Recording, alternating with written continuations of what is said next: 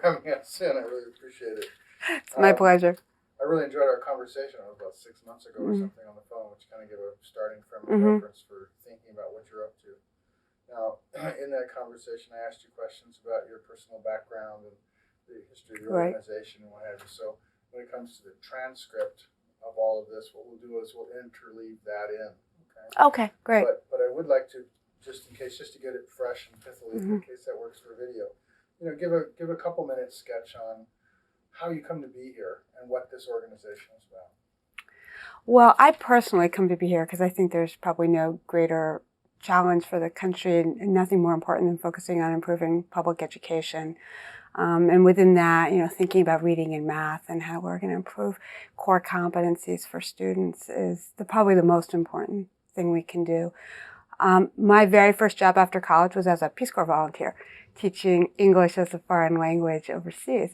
And it got me interested in teaching, but I wasn't sure I had the passion, so I went to law school and practiced law for several years and realized I wanted to get right back into education.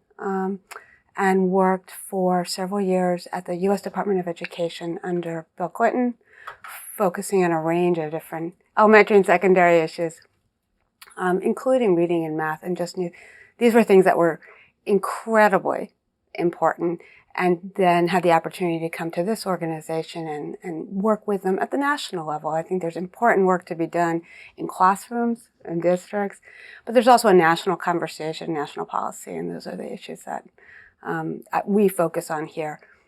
The Learning First Alliance is a coalition of 12 national education associations. Our members are the associations that represent teachers, principals, school board members, superintendents, chief state school officers, state board of education members, schools of education.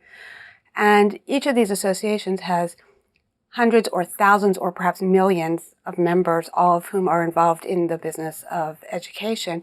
And in addition, the PTA, the National PTA is a member, so we have millions of parents who are working hard to improve public education. And the idea of our coalition is that these folks can come together at the national level and focus on important issues together and have a common voice based on what we know from research is going to improve public education. Fantastic. That's the short answer. The short answer is beautifully well stated. Would you say, many of these organizations are, before we get into the more technical learning-related stuff, just back on the organization for a minute. Many of these organizations are, in effect, variations of unions of some kind. The teachers, the Association of College for Teachers, the NEA, American Federation of Teachers. Your organization is where they can all meet, where they have a common interest, a common agenda that they all share, where they can collectively focus their energy, resources, or power in making influence. I think that's a terrific description of what we're about. Each of the member organizations represents a particular slice of those who are involved in improving public education, whether it's teachers as represented by their teacher associations and unions, or superintendents, 15,000 of whom belong to the American Association of Superintendents, or school board members, of whom there are thousands across the country, all wanting to do a great job to help their school districts improve public education. Or maybe it's 50 chiefs, the chief state school officers. There are only 50 of them, but they have a tremendous influence in shaping public education. And each of these associations works with its members to help them have influence, but also to help them be better educated, to help them figure out what are the big issues facing them, to build up their capacity to face those issues productively, to bring the best research to them. And what we try to do is focus on a few key issues, and reading is among those, key issues, where it's really tremendously important for all the actors in public education to come together and say, this is what we know. We may have some small differences, but basically this is what we know, and this is how we have to work together to get there and get this into all the public schools in our country, not just in a few model schools and model programs. So,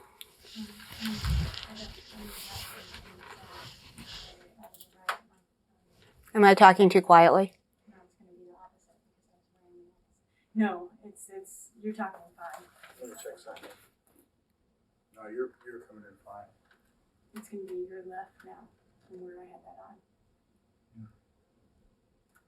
I've only got input, and the other one is like it's coming in the yeah, no, mic. That's fine. That's fine. So where I was going with that is that, so on the one level, there's an implicit agreement amongst all parties concerned that there are a few issues that all must participate in, right? That are important across the board, and that's part of how these organizations come together through what you're doing. Yes. There is also, I would imagine, some kind of, is there a dialogue forum some way in which something can get floated up amongst them all through your organization? Yes, we bring the leadership of the organizations together on a regular basis, as often as monthly. The executive directors of these 12 organizations meet. At least annually, we bring together not only the executive directors, but the presidents of these organizations who are active practitioners or parents or chief state school officers or deans of schools of education. We bring them together to talk about what's important in the field. What are the challenges they're facing? What are they hearing from their members? Across our 12 members, if you look at their memberships, they have over 10 million members. There are a lot of feet on the ground trying to do this work, and the associations hear back from them. What do they need to be more effective? And so we talk about that, and from those conversations and looking at the context we're working in, we decide what are the most important things to be working on. That's excellent. You are in a fantastic position to really do great work. I congratulate you for being here and for the existence of this. I mean, frankly, I don't know if you noticed that in the little paper you just signed, but the organization that's doing this is called Learning First Production. I saw that. We were talking about it. Yeah, I think it's a great thing, and of course from us, our point of view is that there's just nothing more important than stewarding the health of our children's learning. Right, and I think that these associations that represent educators and education policymakers and parents really are putting learning first. That's what this is all about.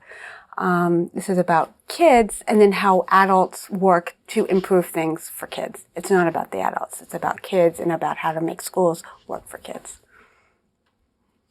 So I don't want to put words in your mouth, but I do want to get certain jewels Sure. in this conversation for the video. And one of the things that I want is really as strong a statement as you feel comfortable with that speaks to this collective power of all these organizations, right, and puts reading in perspective relative to I mean, it's clear that reading's this gateway. It's this interface. Right. It's the great enabler or disabler. Right. And so what you can say, as if these organizations are with us and you're coming forward with how important is reading in education? Right. Well, these 12 associations came together to form a permanent partnership at the end of the 1990s. And the very first work we focused on was improving reading and mathematics. And the reason that was our first focus is because we know that those are the gateway subjects.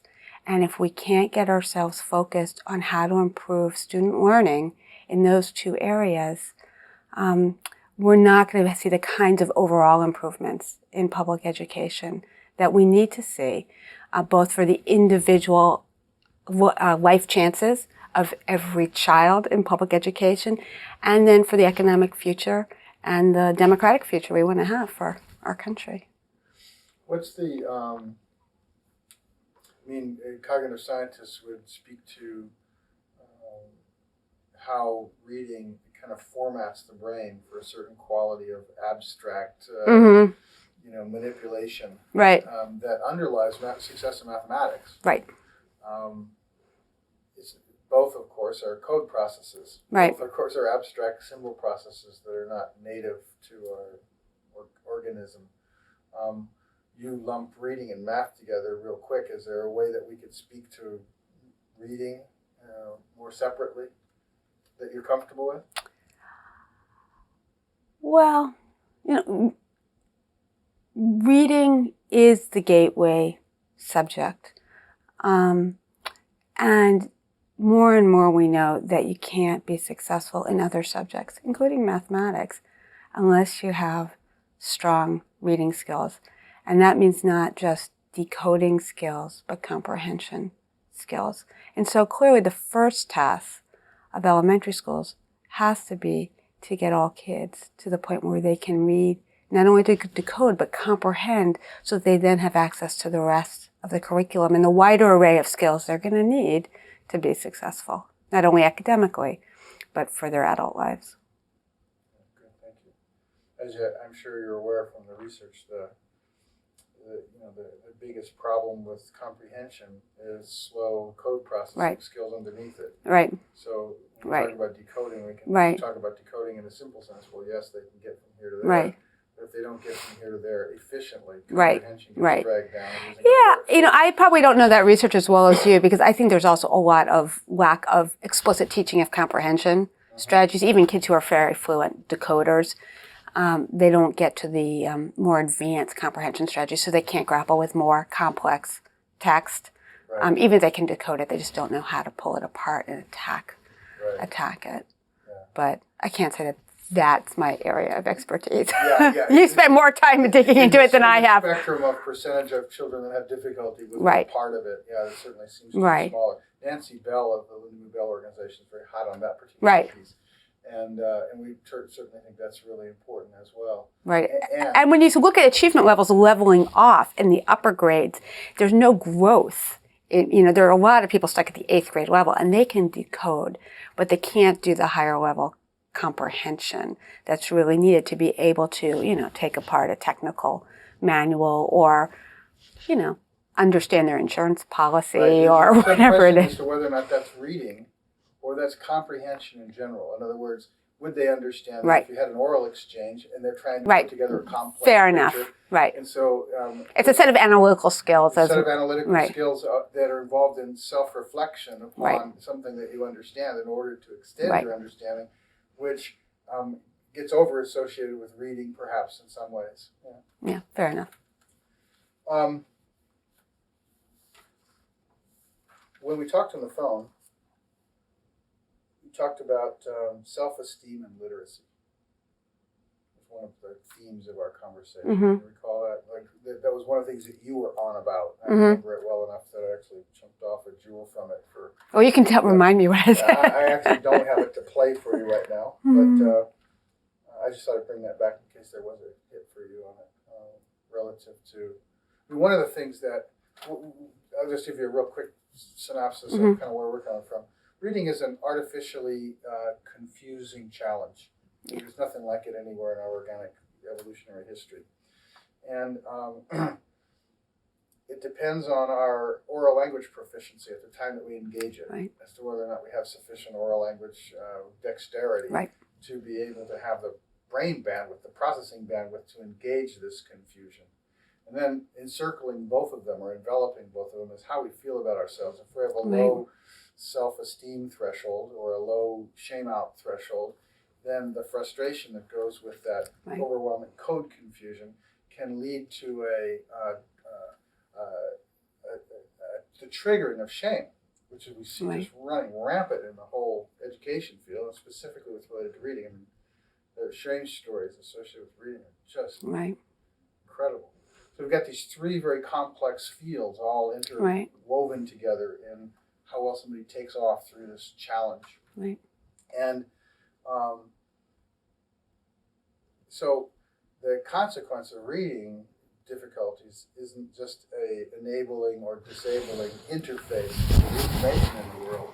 It's, as kids are learning to read, they're learning something unconscious, preconscious, automatic about who they are and how they learn and how they feel about who they are learning and all of this stuff that can have this massive influence on everything. So it's not just a utility skill. It's a much deeper influence on everything. Well, I think one of the biggest tasks of schools is to help young people learn how to feel like they're effective learners. and it manifests itself first in reading because that's the focus in the early elementary grades, as it must be. And the task is to create school environments in which kids feel safe and supportive and effective, and that they have the tools to engage in the content. And it means that teachers need to bring to students tasks that they can master, that might be a little bit hard for them, that are a stretch, but they're not too far for them, that they get frustration. Which means that teachers need a lot of skills in knowing exactly what their individual students can and can't do, and how to pitch the lessons and the reading materials exactly to them, so that every student is pushing as hard as they can, but isn't asked to do what they aren't equipped to do. And it takes a lot of skill on the parts of teachers to do that. We also know that classroom management and how do you help kids learn how to be supportive of each other in the classroom, how to prevent the bullying and the cliques and the looking down on students who are in the lower reading group. And we know there's a lot that teachers can do to set the expectations about how you respect the other kids in the classroom, how you solve problems, what's an appropriate way of expressing frustration or not expressing frustration. And it's a tremendously complicated task for teachers and for principals to set that tone in the whole school building. And when we don't pay attention to that effective side of learning, we get a lot of kids who wake up every morning and say to their parents, like my child says to me some morning, I really don't want to go to school today. And we need to get kids to be the point where they love learning so that they can learn by themselves, because we all know that part of life is learning how to learn by yourself. You're not going to have your teacher standing next to you for your entire life. And we don't see enough attention to that, I don't think, in classrooms around the country. That's excellent. That's a jewel. Yeah, our view that connects right here, for just to stimulate you a bit on this point, is that kids are developing a pre-conscious shame aversion to the feel. Oh, sorry. Yeah. A pre-conscious shame aversion to the feel of confusion because of this sustained chronic confusion that's unnatural to their organism that they experience in processing this code. Right. And that children that develop, an aversion, and it's an affective aversion, it's automatic, it's pre-volitional, intentional. It's decapitating their learning in general. And so, in our efforts to teach reading and in the way that we contextualize it, pre-frame it, so that the child, as you probably know from other forms of research, the number one consequence, the number one experience that children struggle with is that there's something wrong with them. Right. And I think that when we look at children who are having difficulties learning how to read, not all those kids are alike. There's some small percentage of kids who have some real processing issues or organic brain function issues that's making it difficult for them to learn to read. And they're going to need some special interventions with specialized, skilled teachers who know how to do that. But then there's a huge range of students, probably, 30% of the kids in school right now who aren't learning to read particularly well, but they are completely capable of doing that. And it's partly what's happening in schools and how we instruct our students, the curriculum materials we use, the instructional techniques we use aren't as effective as we know they could be. But it's also what kind of background the kids have when they come to school. We're asking schools to do an awful lot, and they need to do more. But we know that, poor children come to school knowing many fewer words than middle-class children. They hear fewer words in their conversations. Many of them haven't gone to preschool. Their parents don't necessarily take them to the library, to the museums. So they have smaller vocabulary. They've heard fewer words. They have less background knowledge. If you've never been to a farm and the first book you read in kindergarten is about Farmer McGregor and all his animals, a child who's been out to the country and gone to the zoo and seen all these animals is going to understand it, while someone who's never been out of their neighborhood won't.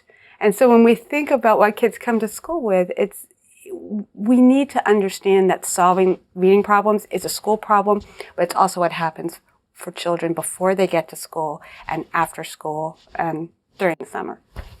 Excellent. That's really good. Yeah, in fact, that's probably where our heart really work on. Yeah. I mean, there's, kids that come from environments in which there's been a less rich oral exchange that they participated in. Not only have less vocabulary and knowledge with which to relate reading later, less exercise and making the kind of distinction and sound at the speed that's necessary. Exactly. And they haven't been doing all the rhyming games, and they don't know how to open a book. And the other thing, I just had a conversation with Richard Rothstein last week, and I'm happy to talk about it here if you want, which I think while there's tremendous amount more schools can do, we can get more efficacy out of schools and classroom instruction. There are things that schools just can't make a difference on, and we need our whole society to focus on them. It's not just an educator issue. And for example, we know that poor kids have more vision problems, in part because they have less good health care. They're less likely to get glasses, like me. I had glasses from an early age. My family had health insurance. Many kids don't have that opportunity. We know that poor African American students are much more likely to have asthma and be absent from school. If you don't go to school regularly, you can't learn as well. We know poor kids are more likely to move from house to house, apartment to apartment, and school to school. We know if you change classrooms 3 or 4 times during the year, you miss out, you start over, you get confused, you're focusing on trying to figure out your way in the new school. You're not as focused on learning, and the teachers don't know you as well. They can't teach you as well. So if we don't attack some of these issues around health and housing transiency and the other kind of supports that kids need to be able to have stable school lives and be healthy and ready to go to school, we're not going to completely overcome this reading problem that we have. Right.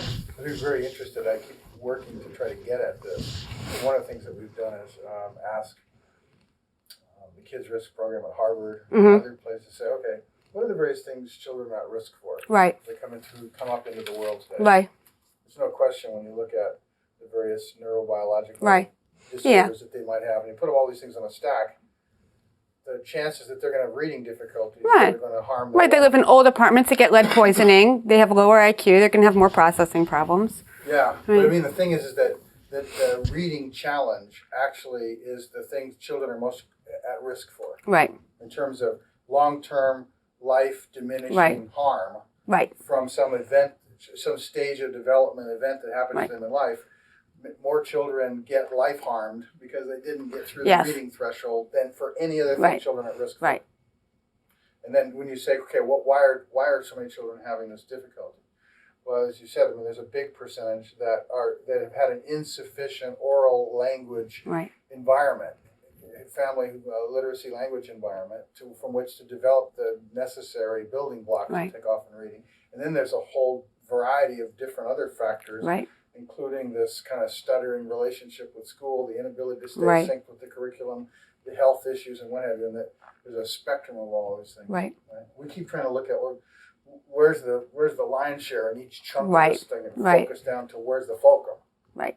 I think that's an important inquiry, and I don't know the research well enough to know how to measure that out, but I think that would be an important contribution. I'd like to work with you on that part, if that's interesting to your organization. I mean, in addition to the work that we're doing with the Kids Risk Program and others. Right. And we agree, I mean, that relative to this challenge, whereas Reed Lyon and others would say, that they're instructional casualties, that seems to overplace the burden on the teacher. It overplaces the burden on the systems of education. And while I understand that that's where our policies can have the most traction, because it's hard to get to the home, it's also really clear when you say that the biggest single deficit in children that have reading difficulties, and the reason there's such a correlation between NAEP scores and poverty and so forth, is the language environment, the home environment is the big issue. So we've begun working with the National Center for Family Literacy. I don't know if you're familiar with that. Yeah. Okay, so let's talk about before we go on here, the other things that you mentioned last time with reading was the number one goal. Mm-hmm. That was a commonly shared goal of all these organizations. So anytime it occurs to you to rephrase that in any way that works for you, you're welcome to do that because we can use those tools. The self-esteem and literacy we've kind of touched on. You talked about transcending the wars, all of these complex arguments that have gone on historically. And that's kind of implicit in what's happening with the work that you're doing. And the movement towards evidence-based. Right. So what sounds good to you to take off and to connect this part of the conversation with your action plan? Okay. I think we know now more than we've ever known before about how to teach reading. There's still a lot we need to learn, but the evidence base is really accumulating about what are appropriate instructional strategies that are going to help most students learn how to read, and that can start to chip away at the gaps that we see children enter school with. Historically, education has not had particularly good research in reading or in other areas.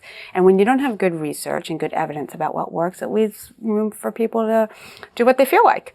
Whatever the fad is of the year or of the decade, and people get trained with a certain set of assumptions, and they go out, and then maybe the pendulum swings, and you go a different direction. And that's certainly been the case in reading over the last 50 years. But I think that's starting to change as we get more grounding for what we know works. And so in the work that we as 12 associations have done is we looked very hard at the research base, came up with what we thought was a evidence-based framework for how to approach reading instruction, and said, I think accurately, that we can see the end of the reading wars.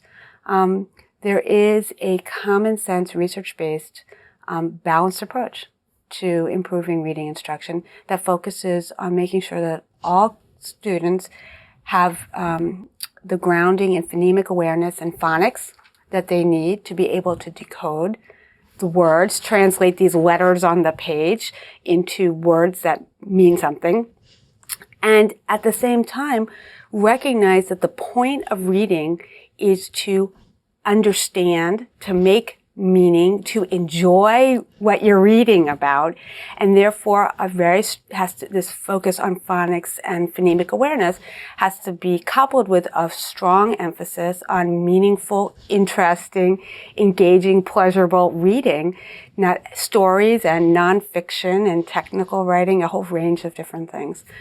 I think what we see often playing out in the field is looking at sort of the big picture, saying we need phonemic awareness and phonics. And our associations completely agree that any teacher needs to know how to teach that, and that we need to make sure that every student has the grounding in that they need.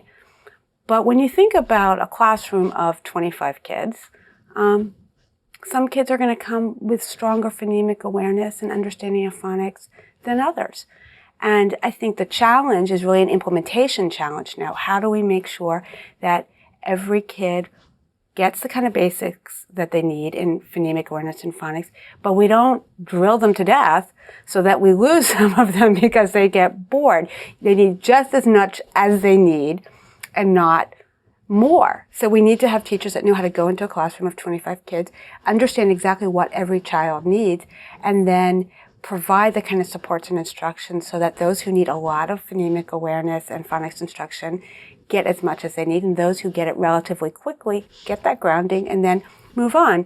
And part of the research questions before us is how much is enough, and how do you know, and how do you differentiate instruction effectively, and how do you design classroom instruction so you don't assume that you have to do phonemic awareness and phonics and then do comprehension, but that you can combine them so kids are really engaged and learning from the get-go and learning how to really understand a text and turn that into writing and questioning and making meaning of the world around them. Excellent. Good.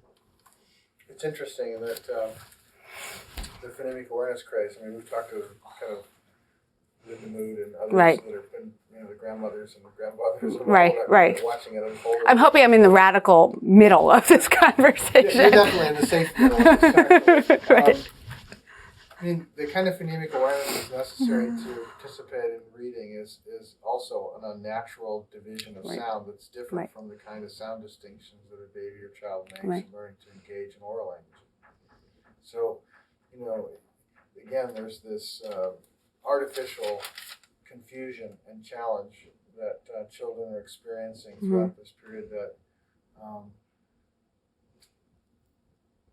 it comes down to what you were saying in a way that we need to develop very fine assessments that inform the differentiation of instruction on an individualized level for each individual child that balances the need to be meaningfully engaged, and that means personally, relevantly, meaningfully engaged within a certain threshold and within a safe vocabulary threshold, 90-95% words known and all that stuff, so that we're actually creating this stretch bubble around them, which is appropriate for them and their stretch, so that they have a chance of learning their way to the next stage before they frustrate out or shame out. Right. Can I ask you that way? This way. Okay, great. Sorry, I probably squirming around a little bit. Well, you've answered the questions that I was most interested in, and we've gotten at least 3 or 4 jewels that went snap in my head as I heard them come by. What else do you think, given your incredible oversight to these organizations and to this issue, that you'd like to contribute to this conversation? What are we not talking about you think's hot? Well, I guess I have a couple ideas. Okay. One is I think that when parents or policymakers in Washington look at this conversation and say, well, we know what to do, so let's just do it. It feels very frustrating that we're not seeing the kind of change we want to see in improvements in reading achievement. And it's hard to understand why that's happening. And I think it's helpful to think about how large this education enterprise is. There are about 50 million students in public schools in this country. There are about 3.5 million teachers in public schools in this country. There are about 17,000 school districts. There are about 95,000 schools. It's a very, very big system. It's a very big country. Some of these schools are doing fabulously. Many of the classrooms in these schools are doing fabulously. Many kids are really learning how to read extraordinarily well and use it as the gateway to everything else that they're going to learn in their lives. But we know that there are thousands of classrooms and thousands of schools that are not doing the job they need to do. But to think that we can snap our fingers and change them overnight is a mistake. And one of the things that our organization thinks about very hard is how to make change. Our associations are associations of the people who are the administrators in states and in districts, are the teachers in all these elementary school classrooms we want to change, are the deans of education who are doing the preparation. And we need to think about this sort of at a system-wide level.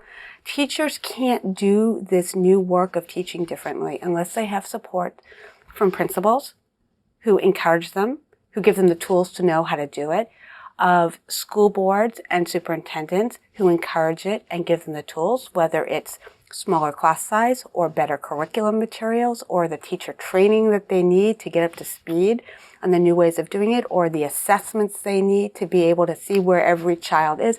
And they can't do that without parent engagement and community support and the supports they need from the state. And we know schools can't do it alone just in the hours that they have kids in the kindergarten or first grade classroom. Many students who are behind in reading are going to need better preschool programs. They're going to need after school, just more time where they're expected to read, where they hear a lot of high-level vocabulary, where they get more background knowledge about the world, whether it's in science or visiting the zoo. It's a very, very big and complex enterprise. And anything that has that many people involved, and it takes a long time to change. People, you can read a book and say, okay, I believe that. I read a book about how to play tennis. I say, okay, great. I get this new idea. But to actually go out and do it on the tennis court, it's a completely different challenge. It takes practice. It takes figuring out, can I really do this? Maybe I don't believe this book after all because it doesn't seem to work for me. You need to coach to say, oh, you think you're doing the swing right, but no, actually you got it wrong. And we need to be able to do that kind of slow learning for all the adults in the system to be able to change the experience of all the children in this really huge system. So what we do is think about all our members and how to get good information out to them that's based on research that helps them think about what to do in the classroom, but also what's the role of the principal, of the superintendent, of the school board member, of the chief state school officer, of the state board of education, of the schools of education, of parent groups, to get everyone in the system understanding this vision of what good instruction looks like, what we should expect for our students, and what are their different roles in trying to make change happen. Because if we don't have everyone going in the same direction, we're never. So that's, I think, a contribution that we're trying to make and something I think about a lot. This thing is like the Titanic, and there's an enormous institutional inertia at every level. Right. Ask a question.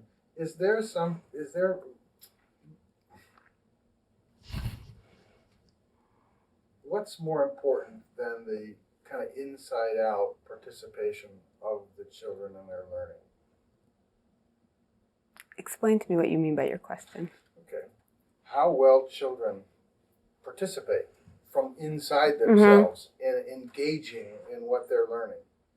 What's more important than that? It's hard to imagine anything more important than that in education. Teachers help students learn, but the students are the learners. Right. And if they're not engaged in their learning, you can't. I've asked thousands of children, do you think that your parents or teachers are more concerned with the quality of how you're engaging from the inside than in what they're trying to teach you? Right. Never had one say. Right. Ellen Galinsky, who's at the Family and Work Institute, has done some research on this, doing focus groups with students, probably very similar to your experience, about student engagement and whether kids feel like what's learning about. Is it about just getting facts? Are they learning because they don't want to be a bum on the street, and so they have to do something, they know they have to get this credential and, get a good grade? Or are they learning because it means something to them, that they get satisfaction out of it, that it feels meaningful to them? And kids, I think, know what real learning looks like. They can say, when I'm really learning, gosh, I don't want to stop. I could go all day. It's like eating ice cream. I just want more and more and more. But that doesn't happen for most kids most of the time. And I think a big challenge is, how do we organize student learning so that students get that experience? Because that's what real learning is all about. Learning First Alliance, I would seem to me, it has to be about stewarding the health of children's learning, as if how well they participate from the inside out. It's fundamentally more important than any particular thing we're trying to teach them. Well, we started our work with reading and math, but we know that if you just focus on the academic content that students are supposed to be learning, that we're not looking at the whole picture. So we've also done significant work in how to create safe and supportive learning communities where students feel engaged.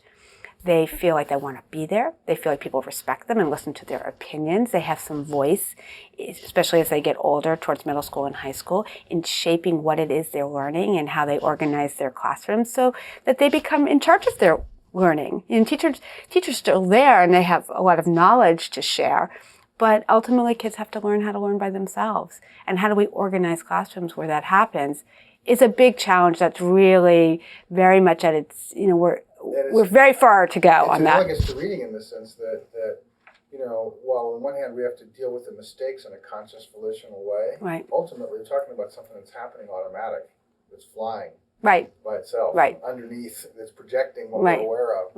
And learning to learn has to operate that way. If we have kids that, day after day after day, week after week after week, month after month after month, year after year after year, have needs, authentic learning needs that are being shut down or disacknowledged by the system, then those things, and I submit to you that the average child does, millions, that is deadening, dampening their internal system respect for their own fluctuating learning needs. Right. So in the name of educating them, we're cutting off the very fountain of their capacity for learning. Yeah. Well, I think one of the Learning First Alliance's contributions is the ability to get all the sort of main associations that represent all these educators with a common vision about what reading looks like, what reading instruction needs to look like, that takes into account the fact that ultimately the point of teaching reading is to get kids to the point where they can really enjoy reading and learn on their own. We produced in 1999 a guide called Every Child Reading an Action Plan that lays out a framework that's based on research about what good reading instruction looks like, and then points to the roles and responsibilities of different folks within the education system and parents and policymakers to make that happen. And states and districts have used it to shape the kind of work that they're doing in reading instruction. One of the things we said in that action plan was that one of the most important things that needs to happen is improving professional development for reading, so that teachers in preschool, kindergarten, first, second, third grade who are entrusted with helping all kids learn how to read and get them excited about reading and meet their learning needs have the skills they need to be able to do that. So our second publication is called Every Child Reading a Professional Development Guide, and it lays out what teachers really need to know and be able to do to effectively teach reading in the early grades, and then the kind of professional development experiences that are likely to help them, but makes the case that you just can't send teachers out there to learn something and then do it in their classroom and expect we're going to solve this problem. If we don't give teachers the support they need to really change their practice, that means opportunity to understand the research, coaching, mentoring, so that they can really start to change. Plus, changing the system so everything's lined up. They have the assessment system that aligns with how we want them to teach. They have the curriculum materials that are effective and based on research. They have a principal who understands what good reading instruction looks like and how much time it takes and what kind of professional learning the teachers need. And we have a school system that supports that. We're not going to get there just on the backs of teachers. The assumption in all of that, underneath all of that, is an assumption about what reading is. What do you think the consensual definition of reading is? What is reading?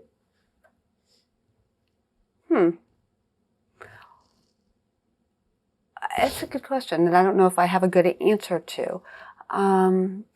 But clearly, I think for those concerned with education writ large, and not just with reading instruction, the goal of reading instruction is to get students to the point where they can understand pretty much any kind of text that's put before them, draw meaning out of it, have the strategies they need to know what they don't know so they can continue to learn more, and they can apply the knowledge that they learned from text to other areas. So reading is not a skill for its own sake. It's a skill that lets you learn and understand and organize your thinking across the curriculum and also across the kind of challenges that anyone faces in their life. So in this sense, I understand and appreciate the utility. Right.